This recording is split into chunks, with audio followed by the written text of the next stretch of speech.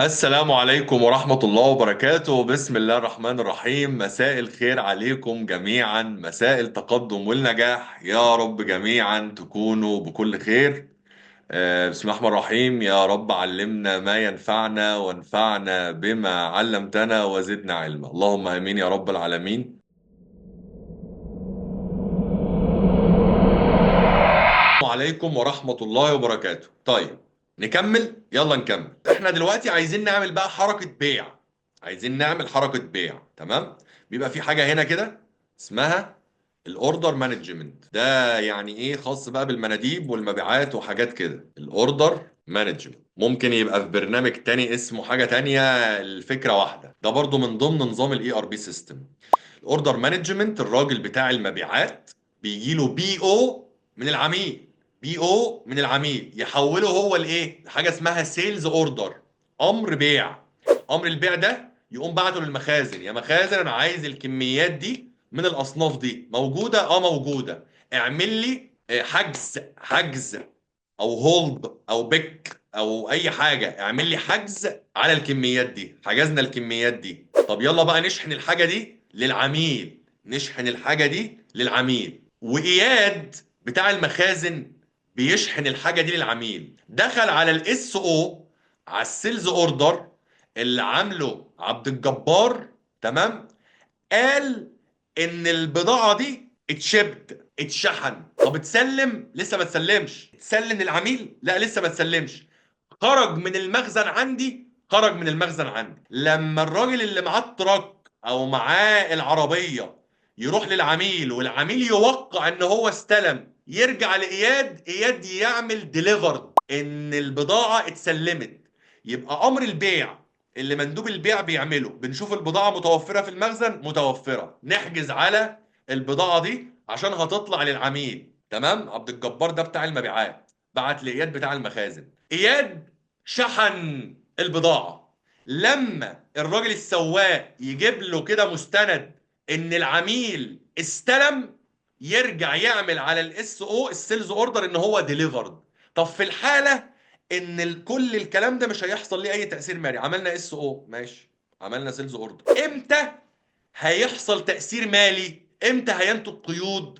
لما البضاعه تخرج من المخزن ويدخل اياد على السيستم يقول ان هي اتشحنت. يا استاذ محمد شاكر. ايوه يا ريس، السلام عليكم. عليكم السلام يا حبيبي، ايه الاخبار؟ الله يبارك فيك يا رب. لما اياد هيشحن البضاعه، لما اياد هيشحن البضاعه، ايه اللي حصل؟ الكود اللي ناتج يعني تقصد؟ اه. طيب الانفنتور هيقل و حلو قوي. وتروح انفنتوري. جودز ان ترانزيت من حساب الجودز ان ترانزيت الى حساب الانفنتور.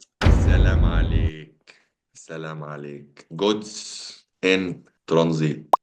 عارفين الجودز ان ترانزيت ده اللي هو ايه؟ اللي هو التراك يا شاكر. ايوه يا ريس. البضاعة خرجت من المخزن، راحت في مخزن تاني متنقل. اسمه ايه؟ اسمه جودز ان إيه، ترانزيت. يعني الجودز التراك. ان ترانزيت دي اكنها مخزن متنقل. انا شلت البضاعة من المخزن الرئيسي الثابت الى مخزن متنقل.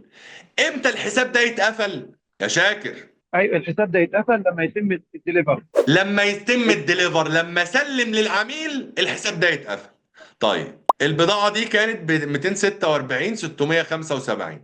طيب ده قيمة المبيعات يعني بتاعتي بالاصناف دي بتاع. طيب ادي هنا كده، ادي هنا كده، وناخد حساب الانفنتوري. هنقول ان هو قلب كام في التي بي؟ ادي ال 246 صح. واجي هنا في حساب الانفنتوري في التي اكاونتس هقول ان هو كريدت بالمبلغ ده. بقى الرصيد بتاعه كام؟ مليون 616. ده رصيد المخزن. نبص على التي بي، مليون 616.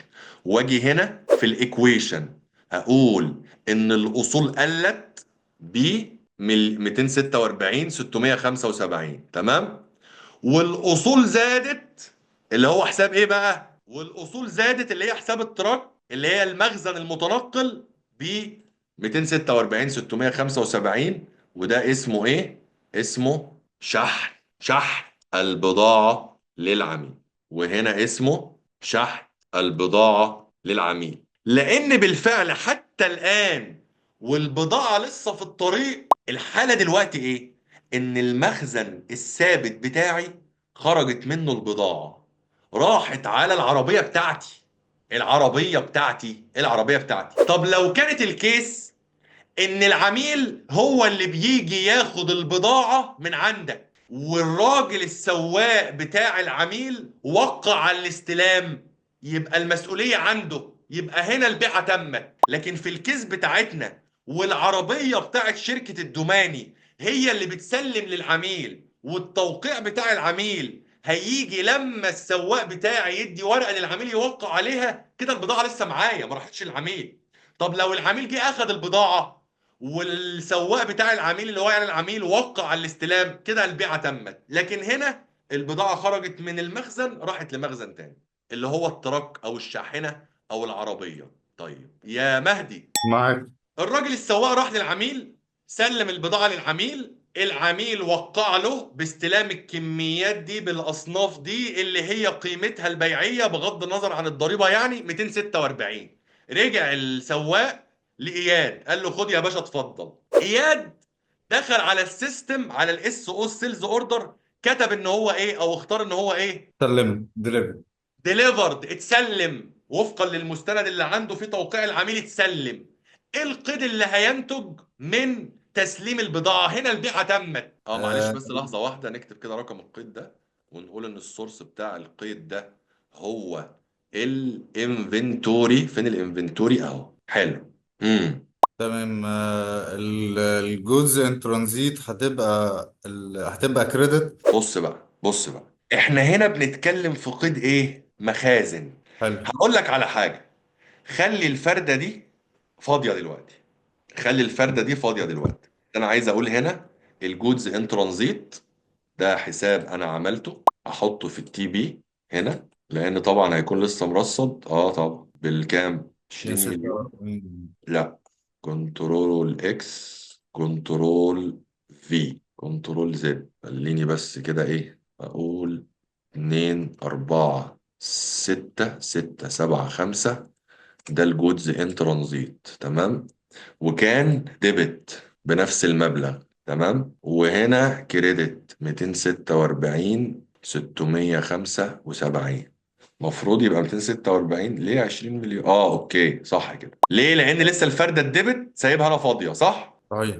طيب البيع، خليني هنا اروح للبيع.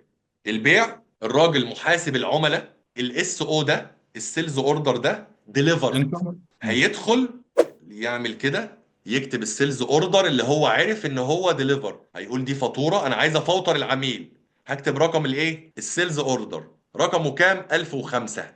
ماشي.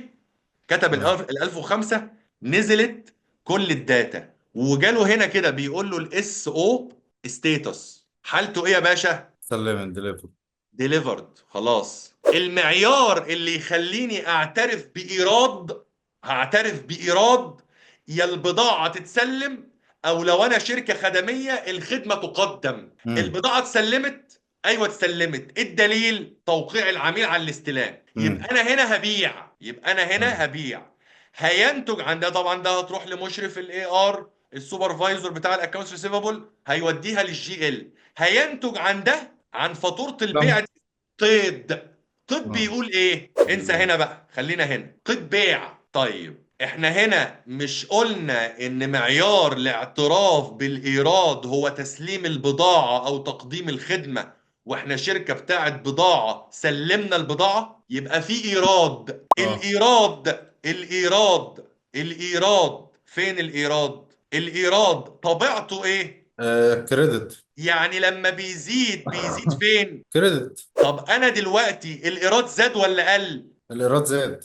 يبقى ديبت ولا كريدت؟ كريدت. يبقى سيلز ريفينيو كريدت. بكام؟ ب 246 675. تعالى ناخد كده الحساب ده، نحطه في التي بي هنا كده، ونقول كريدت ب 246 675. حلو. ايه الديبت؟ فين؟ طب كاونت حاجه كده ريسيفبل او ايه؟ العميل نفسه. برافو عليك. الاكونتس ريسيفبل، العملاء طبيعتها ايه؟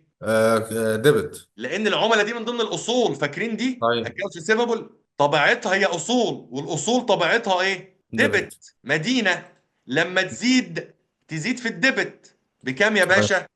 ب نفس الرقم. 246 675. او خليني اجيبها من هنا، وخليني السيلز ريفينيو برضو اجيبه من الفاتوره من هنا. تمام، دي كده غلط ودي كده غلط ودي كده غلط. مين يقول لي ليه؟ انا سبتكم كده بس ما حدش خد باله. شكرا يا مهدي. طب انا هختار حد. علي محمد جي 23. يا علي. هلا هلا، السلام عليكم. عليكم السلام. ليه الارقام دي غلط؟ الحين أنا ببيع بضاعة، تمام. تمام. اشتريتها ب 200,000 وبعتها ب 246,000. جدع جدع. يبقى نعم. عايز انت تقول لي ان المفروض هنا يبقى رقم التكلفة مش رقم نعم، البيع. شريتك. رقم التكلفة. رقم التكلفة أيوة. اللي انا شاري بيها، نعم. مش رقم البيع، مش سعر نعم، البيع. هنا كده مظبوط. سعر البيع اللي في كيف؟ الفاتورة. يعني مثلا ام جي اويل فلتر انا بايعه بكام؟ ب 105. طب انا اصلا اشتريته شاريه منين؟ بكام؟ ب 70. تمام. تمام. يبقى انا تمام. علشان اجيب ارقام التكلفه هجيب الكميات دي كده. ده مش اللي بيحصل، مش هروح اعمل كده، بس انا يعني عشان نجيب الرقم يعني. هذا بنزل في الاي ار بي سيستم، بنزل الكتروني يعني يكون ايوه بروح. ايوه. اويل فلتر انجن بريدج ستون رانج روفر نفس الترتيب. طيب، ودي الكميات صح نعم. اللي انا بعتها، ودي التكلفه. بص ازاي. انا شاري ب 70 الاويل فلتر، فلتر الزيت، لكن بيعه ب 105. لما بعته ب 105 هو بقى وزمايله من الاصناف اداني ال 246. ازاي التكلفه تبقى 246؟ يبقى ادي التكلفه للوحده في الكميات اللي بعتها. يبقى المفروض ان الرقم ده هو رقم الايه يا باشا؟ التكلفه ال 143. تمام. اعمل كده واسيبها لكم برضو عشان تبقى معاكم كده في الشيت لطيفه. وهنا كده اقول له الكوانتيتي سولد. كوانتيتي يعني كميه، سولد يعني مباعه. تمام. وهنا الكوست بتاعت البضاعة اللي اتباعت. تمام كده. انا بقى عندي مشكلة في الحياة، ما بعرفش كده اسيب اي حاجة اعملها من غير ما انظمها. دي عندي مشكلة يعني، واوقات كتير حتى في شغلي بتعطلني، بس بعد ما الشغل بيخلص الناس بتبقى مبسوطة. طيب ما علينا. ال 143. يبقى هنا كده المفروض اقول 143. هنا 143 البضاعة خرجت من المخزن راحت على التراك عشان العميل لسه ما استلمش. العميل استلم، يبقى البضاعة نزلت من على التراك وهتروح في مكان تاني. خليني بس اروح التي اكاونت بتاع الانفنتوري. المفروض اقول بيساوي الكام؟ ال 103. انت معايا ولا ايه؟ 43. هي معك، نعم، 143,000. 143. نروح على التي بي هنا كده. دي بتساوي كام لما قال 143. 143؟ نعم. والجودز ان ترانزيت بتساوي 143 في الديبت 143 في الكريدت. و143 في كريدت، الكريدت. نعم. الكريدت ده المفروض يبقى الفرق 143 لو احنا شغالين صح. 103 ليه بقى؟ ليه؟ لان لسه ما عملتش ده الاكونتس ريسيفبل. مم. ده حساب اصول. نخليه ديبت بكام؟ ب 246 246. كامل، نعم، مظبوط. المفروض يبقى كده تحت 143 بقى 350. الايراد عايز اخليه بالسالب. معلش. حلو كده. ممتاز.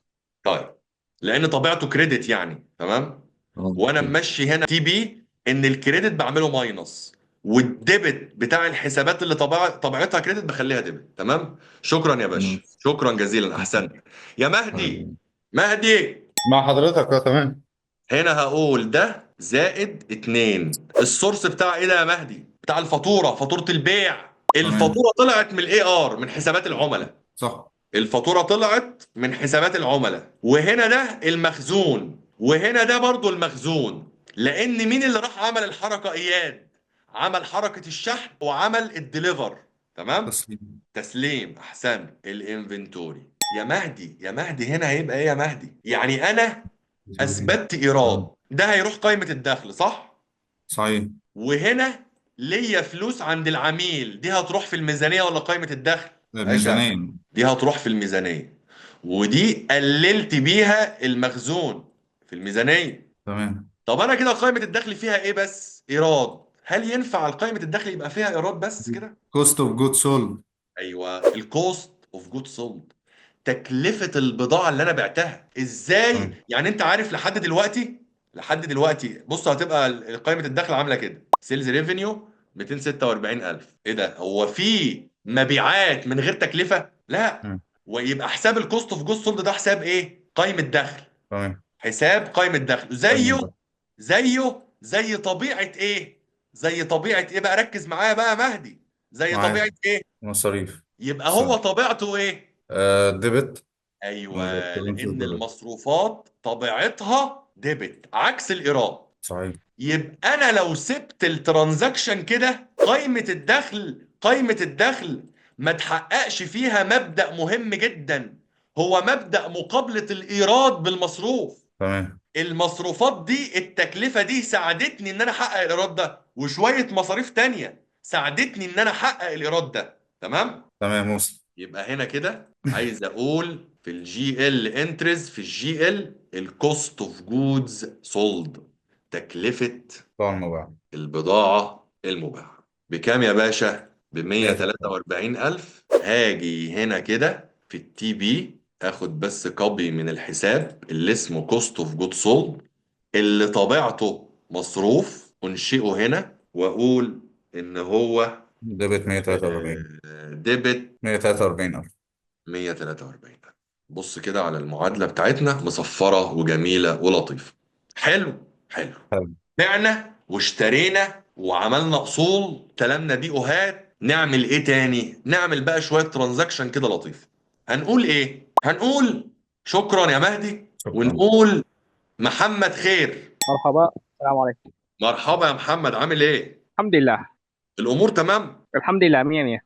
مية مية يا رب، دايما مية مية. هنقول ان احنا دلوقتي لسه بقى بنسمي الله، ادعي لنا بقى شركة الدوماني كده تنجح. فاحنا بنقفل الشهر النهارده كده، ايه، يوم 27 28 يناير بنقفل الشهر. مش 27 28 يناير قوي يعني، بس ما علينا يعني. يوم 1 2 كده بدأنا نقفل الشهر. واحنا بنقفل الشهر، مش احنا استهلكنا كهرباء خلال الشهر؟ نعم صحيح.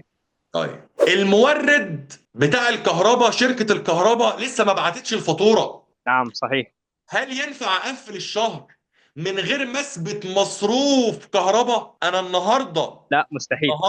النهارده الايراد اللي انا حققته في قائمة الدخل ده مش تحقق نتيجة تحمل وتكبد شوية مصاريف؟ هل انا ينفع كنت احقق ال 246 من غير كهرباء، لا. من غير رواتب، من غير اصول، ومن غير مبنى اللي هيسمى معايا في مصروف اسمه اهلاك؟ يبقى كل لا. التكاليف عشان احقق مبدأ الماتشنج برنسبلز، مبدأ مقابلة الايراد بالمصروف، انا عشان احقق الايراد ده اتكلفت شوية تكاليف.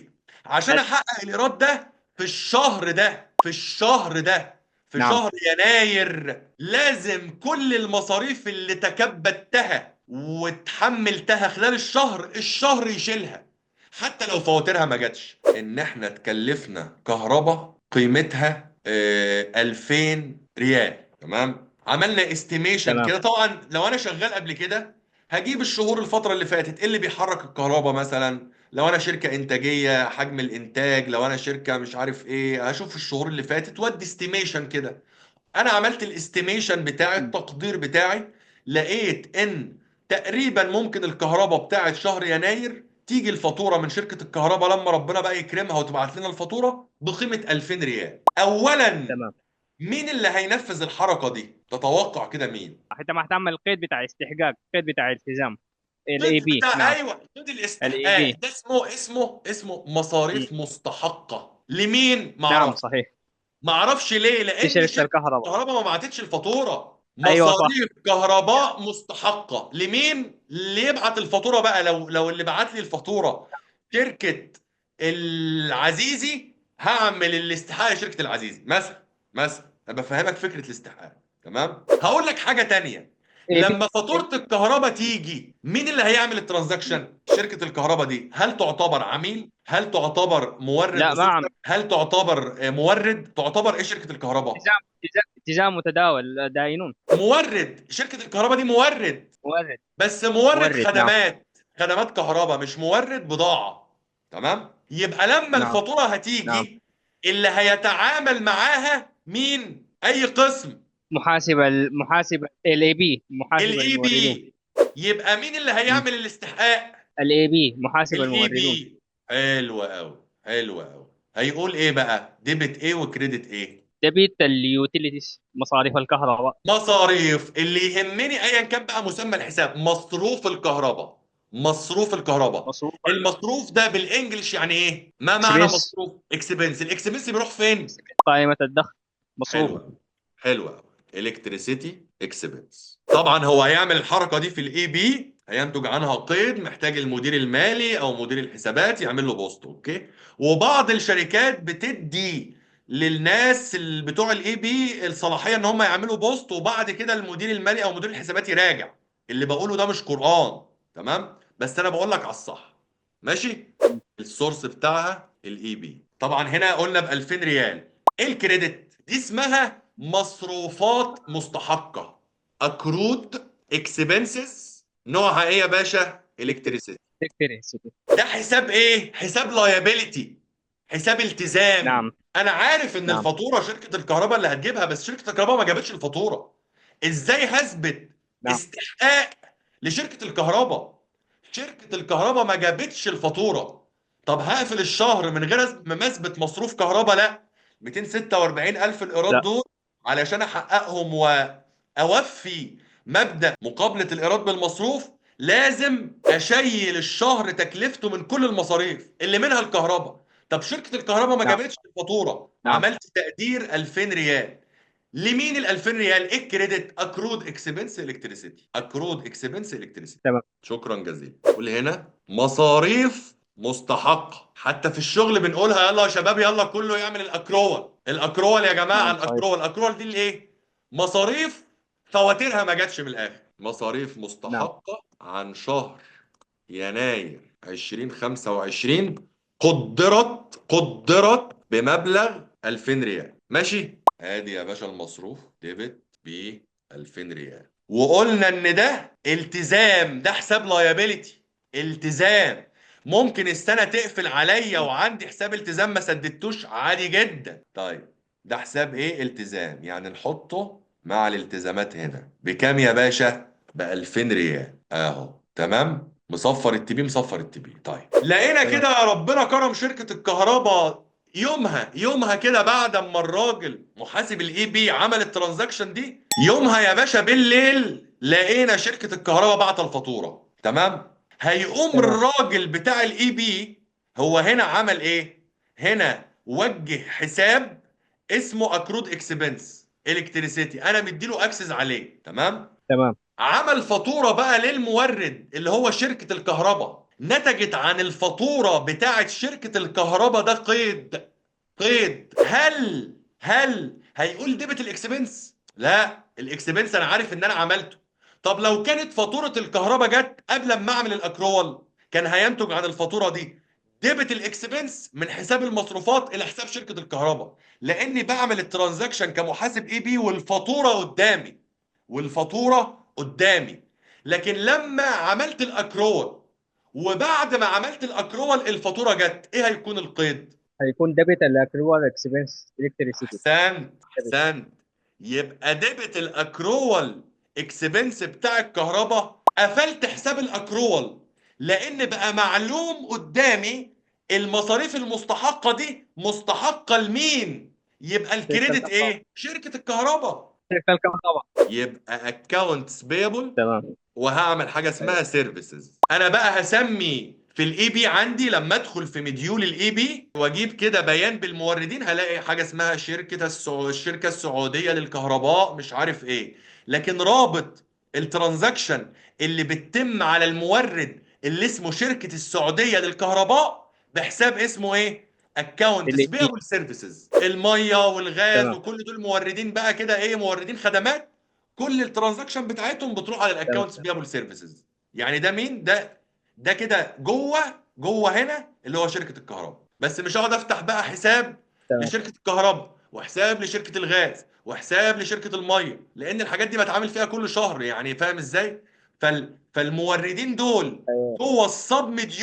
جوه السب ليدجر بتاع الاي بي رابطهم بحساب واحد اسمه اكونتس بيبل سيرفيسز. بكام؟ 2000. 2000 ريال. هنا كده ايه؟ اثبات استحقاق لشركة الكهرباء عن بمبلغ 2000 فاتورة ريال. رقم كذا عن شهر يناير 2025. وضحت؟ وضحت؟ وضحت وضح. وضحت 100. بارك ماشي. الله. سامي عبد الجبار. يا سامي، طبعا الحسابات دي عشان تسمع عندي في التي بي يا سامي لازم اعمل لها ايه؟ بوست. بوست. من غير البوست تسمع في التي بي؟ لا. لا، استنى. بوست. طيب الاكرود اكسبنس ده اتقفل خلاص. اكرود اكسبنس اتقفل. اكونتس بيبل سيرفيسز بقى عندي اكونتس بيبل الاصول الثابته، وعندي اكونتس بيبل تجاريين، وعندي اكونتس بيبل للخدمات. يعني مثلا الشركه عندي ادت كورس سي ام اي وهدفع الفلوس دي للمعهد، هانشئ مورد. الناس بقى بتوع الموردين هينشئوا مورد اسمه معهد اي ام اي. الترانزاكشن اللي هتتم عليه هتسمع في حسابات الموردين هو مورد ايه؟ خدمات. تمام. وهنا كده تساوي احنا كنا بنعمل ايه؟ هنا كده تساوي 2000 ديبت، ونكنسل ده. نبص كده بصة تحت مصفر. خلاص يلا يا باشا نسدد. مين اللي هيسدد؟ الخطوة الأولى من السداد مين؟ أنا هنا أهو عايز أسدد فاتورة. مين أول حد في أي قسم هيسدد؟ الاي بي يبقى يكون إيه القيد بتاع السداد؟ هيكون من حساب كاونت بايبل سيرفيسز. طبعا هيدخل يعمل حركة بيمنت في شاشة البيمنت في مديول الاي بي، هينتج عن ده قيد اسمه ديبت اكونتس بيبل سيرفيسز. الاكونتس بيبل دي طبيعتها كريدت، لما زادت اهي زادت في الكريدت اهي. الالتزامات طبيعتها كريدت، الالتزامات والايكوتي طبيعتها كريدت، لما تزيد في الكريدت. زادت هنا كده بالفاتورة بالكريدت، لما تقل بالسداد او تقل باي شكل تقل في الجانب الديبت. ادي الديبت اكونتس بيبل طبيعتها كريدت، زادت في الكريدت تقل في الديبت. ايه الكريدت؟ انا لما كنت بسدد هنا من الاي بي كنت بعمل ايه؟ بقول ديبت الحساب بتاع المورد خلاص قفلته. كريدت الكاش كليرنج، حساب وسيط الكاش. ايوه، الى حساب الكاش كليرنج. ماشي كده؟ أيوة، واضحة؟ الى طيب ايوه الى حساب الكاش كليرنج. الى حساب الكاش كليرنج ده كده زائد واحد. السورس ايه يا سامي؟ مين المديول او البرنامج او القسم في الاداره الماليه اللي عمل الترانزاكشن؟ قسم ايه؟ الاي بي. الاي بي. عظيم. عظيم جدا. ده كده كلام عظيم. الاي بي بكام يا بعدين باشا؟ ب 2000 2000 ريال ريال. سداد للمورد. الراجل بتاع البنك خصم الفلوس من البنك وحول الفلوس لشركة الكهرباء ودخل عمل الترانزاكشن دي، هينتج عنها قيد. ايه القيد اللي هينتج؟ من الكاش كليرنج. من حساب الكاش كليرنج. ماشي. اللي في ملعب قسم التريجري، اللي قسم التريجري او الخزنة مسؤول عنه، اتقفل. كان كريدت بقى ديبت. بكام؟ ب 2000 ريال. ايه الى الكريدت؟ حساب الى حساب البنك. يا سلام عليك، لان انا قلت لك من شويه حولت الفلوس لشركه الكهرباء الى حساب البنك. بنك ايه مثلا؟ نقول بنك الرقحي، إن- بنك الانما، بنك الرقحي يعني. وضحت كده؟ وضحت. بس السورس هنا تريجري، صح؟ يا سلام عليك، السورس هنا التريجري. في النهايه القيد ديبت الاكونتس بيبل كريدت البنك. الكاش كليرنج والحسابات الوسيطه دي دايما بتكون في كل الشركات بالشكل ده. بس انا لازم اديك الحاجه الادفانسد قوي. تروح بقى في شركه اقل تبقى قاعد كده حاطط رجل على رجل. يبقى سداد للمورد من بنك الرقح. تمام. طيب الكاش كليرنج هنا اهو. تعالى بقى نروح للتي بي accounts payable services. الاكونتس بيبل سيرفيسز مرصده 2000. عايزين نقول هنا 2000 وبعدين نقول هنا ماينس 2000 وبعدين نقول هنا ديبت. يبقى هنا كده دي بتساوي ماينس ال 2000 الكريدت. دي الاكونتس بيبل سيرفيسز. ودي اوكي. ودي القفله بتاعه الفاتوره اللي هي هنا. تمام. ايه الاخبار تحت؟ 2000 2000 بقى ليه؟ ايوه. تعالى يا محمد. حضرتك قفلت الحساب اللي هو بتاع الالكتريسيتي اكسبنس. لا ده ما بتقفلش الا اخر السنه ده. لا صح. لا، الالكتريسيتي ايوه تمام كده كده مظبوط. اي سلام عليك، سلام عليك، احسنت. طيب كده احنا قفلنا دي كده خلاص صح. مم. وبعدين الاكونتس بيبل سيرفيسز ديبت ب 2000 وقت السداد، نروح على التي بي اكونتس بيبل سيرفيسز، نقول بتساوي هنا في الجي ال دي، والكاش كليرنج كريدت يعني ماينص ده، وبعدين الكاش كليرنج ديبت بده، وبنك الرقحي كريدت بايه؟ بده. صح كده؟ صح كده.